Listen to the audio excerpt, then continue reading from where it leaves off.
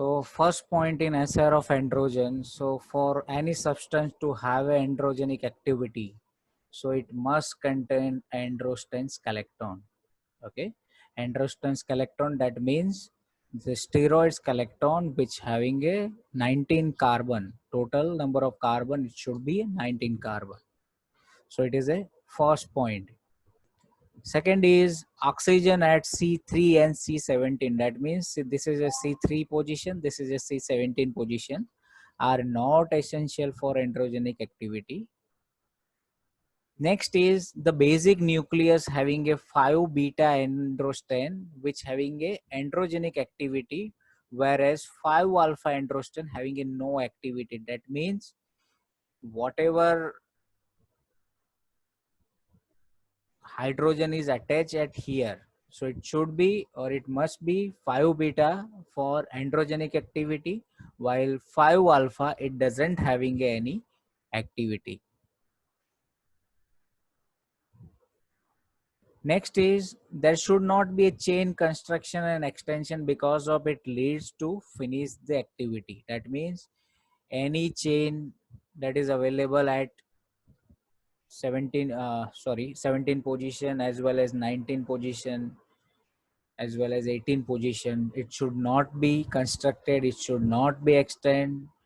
So if this do, then there will be a totally loss of activity. Next is introduction of 3 hydroxy group and 3 keto group that enhance the activity. Now if you look at the androgen, so at third position, some of them having a hydroxy group, some of them having a ketonic groups, so that is required for activity. Next is hydroxy group at 17 position. This is called 17 positions. This is a hydroxy group at 17 position, and specifically it is at 17 beta hydroxy group. It doesn't having any androgenic as well as anabolic activity. Next is halogen substitution produce the compound with decrease the activity except when placed at C4 and C9 position. That means if any halogen is substituted on androsten ring system, there will be a decrease in activity, but there is an exception. So C4 that means these carbon and C9 that means these carbon. So one example is given, 9-fluoro derivative produce anabolic effect 20 times more potent compared to 17 alpha methyl testosterone. This is called 17 alpha methyl testosterone, and this is a 9 carbon where fluorine group is introduced. So these compound fluoxymesterone, which is 20 times more potent compared to 17 alpha methyl testosterone. Halogen introduction will decrease the activity except C4 and C9 as I discussed.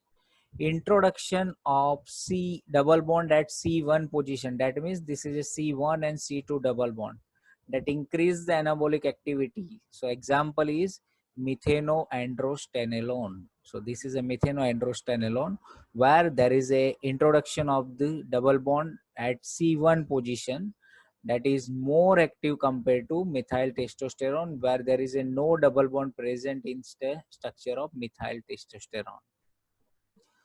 And last is replacement of the carbon atom at C2 positions by oxygen that gives oral anabolic activities.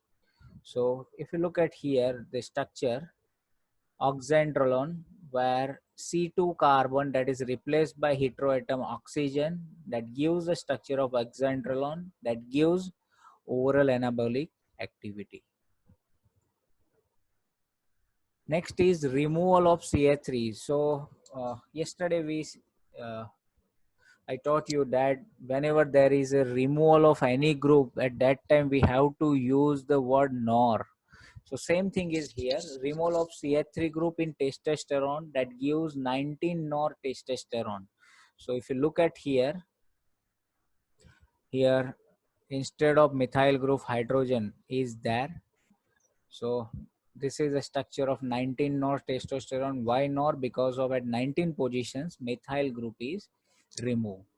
So Removal of CH3 group in testosterone gives 19 more testosterone with more anabolic activity and less androgenic activity when compared to testosterone.